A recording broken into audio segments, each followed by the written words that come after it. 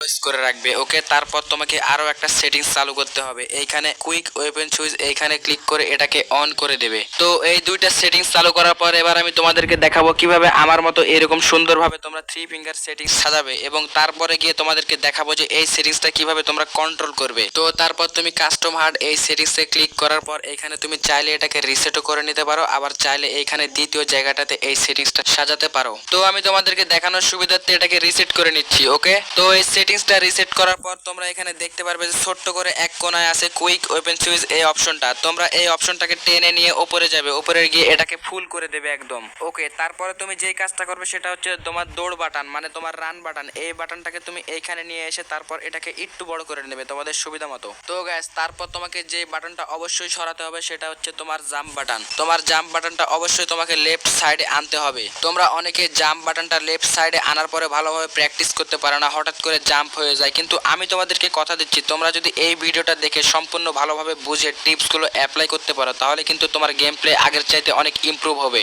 So guys, তুমি এক কথা যদি থ্রি ফিঙ্গারে জিগজ্যাগ মুভমেন্ট সহ অস্থির লেভেলের হেডশট মারতে চাও তাহলে তোমাকে অবশ্যই জাম্প বাটনটা এই সাইডে আনতেই হবে। ওকে, তো তারপরে গাইস আমরা লেফট ফায়ার বাটনটা চালু করেছিলাম মানে অলওয়েজ করে রেখেছিলাম। তো এখন এই লেফট ফায়ার বাটনটা এইখানে রাখতে হবে, কারণ গাইস তুমি যদি ফার্স্ট গ্লোয়াল মারতে চাও থ্রি ফিঙ্গারে অবশ্যই তোমাকে লেফট ফায়ার বাটনটা ইউজ করতেই হবে। ওকে, তারপর তুমি এখানে তোমার ফায়ার বাটনটা 50 থেকে 55 এর মাঝামাঝি রাখবে এবং তোমার ফায়ার বাটনটা তোমার আঙুলের পজিশন অনুযায়ী তুমি সেট করে নেবে। ওকে, সো গাইস, তারপর তুমি তোমার গ্লোয়াল বাটনটা এইখানে নিয়ে আসবে। এইখানে নিয়ে আসার পর একটু বড় করে দেবে এটাকে। গাইস, তোমরা অনেকেই প্রশ্ন করো আমি জয়স্টিক বাটনটা কেন এত ছোট করে রাখি, এখন তোমাদেরকে সেটাই বলতেছি। তোমরাও যে কাজটা করবে সেটা হচ্ছে জয়স্টিক বাটনটা একেবারে ছোট করে রাখবে, কারণ তুমি যখন জয়স্টিক বাটনটা বড় করে রাখবে তখন কিন্তু ইএমপি দিয়ে হেডশট পড়বে না, গুলিগুলো মাথার উপর দিয়ে চলে যাবে, রিকয়েল করবে। আর এজন্যই কিন্তু আমি ছোট করে রাখি, আর এজন্যই আমার হেডশট লাগে। সো গাইস, তারপর তোমাদের এই গান বক্স মানে গুলির এই বক্সটা তোমরা একটু বড় করে দেবে, আর এটাকে এখানে রাখলে হবে, এটাকে নড়াচড়া করতে হবে না। সো গাইস, তারপর তোমাদের এই ইমোট অপশনটা তোমরা যেখানে ইচ্ছা রাখতে পারো। আর তোমরা যদি আমার থেকে সাজেশন চাও যে ইমোট অপশনটা কোথায় রাখবো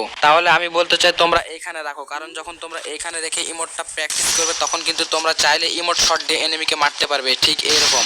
সো গাইস, এখন একটা গুরুত্বপূর্ণ কথায় আসি। তোমরা যখন এই সবগুলো সেটিংসে অভ্যস্ত হয়ে যাবে মানে তোমাদের মুখস্থ হয়ে যাবে কোথায় কি রাখা আছে, তখন তোমরা এই সবগুলো সেটিংসের ট্রান্সপারেন্সি একেবারে জিরো করে রেখে দেবে, শুধুমাত্র গ্লোয়ালটার বাদে, কারণ গ্লোয়ালটা দেখতে হয় কখন কয়টা গ্লোয়াল আছে। সো গাইস, এখন আমি তোমাদেরকে দেখাবো তোমরা এই যে সেটিংসটা করলে এই সেটিংসটা এখন তোমরা কিভাবে কন্ট্রোল করবে। ওকে, তো আগে আমি তোমাদেরকে দেখাই এখন যে কুইক ওয়েপন সুইচটা কিভাবে ইউজ করতে হয়। তো প্রথমে তুমি গান বক্স থেকে তোমার একটা গান তুলে নেবে এবং সাথে সাথে সেই গানটাকে আবার ছেড়ে দেবে এইভাবে। তো তারপর তুমি যখন 2 মিলি সেকেন্ডেরও কম সময় গানটাকে তুলতে যাবে তখন তুমি এই কুইক ওয়েপন সুইচে ক্লিক করবে, দেখবে অটোমেটিকলি খুব ফাস্টে গানটা তখন উঠে গেছে তোমার হাতে। তো তোমরা এইবার বুঝতে পেরেছো যে ভিডিও শুরুতে আমি তোমাদেরকে কেন কুইক ওয়েপন সুইচ এই অপশনটা চালু করতে বলেছিলাম। সো গাইস, তোমাদেরকে এখন একটা গুরুত্বপূর্ণ কথা বলি, সেটা হচ্ছে তুমি এই সেটিংসটা করার পর তুমি ডাইরেক্ট ক্ল্যাশ স্কোয়াড বা র্যাঙ্ক ম্যাচ এই কোনো ম্যাচগুলোতে খেলতে যাবে না, কারণ এই ম্যাচগুলোতে খেলতে গেলে তুমি খেলতে পারবে না, তখন আবার আগের সেটিংসে ফিরে আসবে। তাই তুমি যখন প্রথম এই সেটিংসটা করবে ক্ল্যাশ স্কোয়াড বা র্যাঙ্ক ম্যাচ এইসব না খেললে তুমি শুধু 1 ভার্সেস 1 খেলবে এবং ট্রেনিং মোডে প্র্যাকটিস করবে। যখন তোমার প্র্যাকটিস হয়ে যাবে তখন তুমি ক্ল্যাশ স্কোয়াড বা র্যাঙ্ক ম্যাচ সবগুলো খেলতে পারবে, আগে প্র্যাকটিস করে নাও। সো গাইস, এখন আমি তোমাদেরকে দেখাবো কুইক ওয়েপন সুইচ ব্যবহার করে খুবই শর্ট রেঞ্জে কিভাবে এনিমিকে হেডশট দিতে হয়।